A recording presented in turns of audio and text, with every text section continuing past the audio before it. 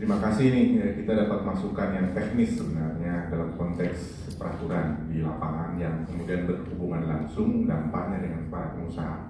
Selama ini kan kita bicara dalam tataran yang tinggi ya, makro ya, jadi urusan ya Ramayana lah.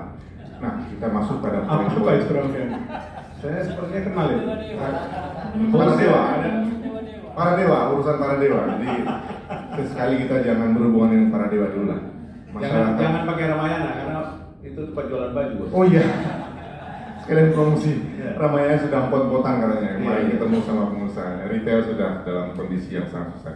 Jadi begini, soal energi adalah permasalahan kita saat ini adalah soal keluhan dan kekesalan presiden. Dan kekesalan presiden adalah mestinya keluhan masyarakat juga. Betul. Kalau kita lihat dari perspektif, saya tidak ingin mencoba menelisik kekeliruan yang terjadi saat ini dengan menuduh kekeliruan dan kesalahannya pada pemerintahan saat ini. Kalau kita bicara soal reformasi, disitulah kunci kita melakukan kesalahan terbesar di dalam pengelolaan ketatanegaraan, khususnya produk undang-undang. Undang-undang kita seluruhnya tidak ada satupun yang mendasarkan pada konstitusi kita. Undang-Undang Dasar 45. Undang-Undang 45. Kalaupun kita maju judicial review, paling dua kemungkinannya, kalah dan dikalahkan. Oh, nggak ada menangnya? Kalah dan dikalahkan. Kok bisa? Kalah kalau bisa buat kita sebagai legal standingnya, dikalahkan ya hubungannya dengan. Kira tadi mau ngomong dikalahkan itu kemenangan yang tertunda, bukan?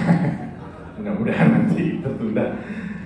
Nah, yang pertama adalah soal peran negara di dalam perekonomian. Dalam pasal 33 Undang-Undang Dasar 1945 itu kan sudah jelas bahwa ayat 1 perekonomian disusun sebagai usaha bersama berdasar asas keluarga. Sampai saat ini sistem ekonomi kita itu tidak jelas. Liberalisme kapitalisme juga tidak, komunisme juga tidak. Liberalis dan kapitalis juga toh pengusaha swasta juga tidak dominan, ada negara juga. Komunisme juga tidak, negara juga tidak dominan. Nah, ini sistem ekonomi kita bukan-bukan. Bukan-bukan itu adalah karena ketidakmampuan dewan-dewan teman-teman Senayan merumuskan, menafsirkan, menerjemahkan, ya, mendepresiasikan, menurunkan pasal 33 menjadi undang-undang sistem ekonomi nasional. Saya langsung aja taruh ke permennya tadi.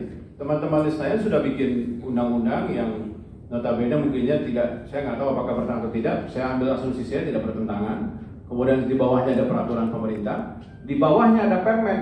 Yang sekarang menjadi masalah adalah permennya ini sebenarnya yang tidak jelas mengatakan antara agen, penyalur, setelah lagi Pak Freddy tadi, agen, penyalur dan yang dapat INU tadi, INU terbatas dan umum dan dan sebagainya tadi Pak ya? Ya betul. Karena ketidakjelasan dan ketidakpastian hukum terhadap undang-undang yang ada, undang-undang migas, undang-undang beban, undang-undang lainnya yang berkaitan dengan sektor ekonomi, turunannya juga tidak akan jelas.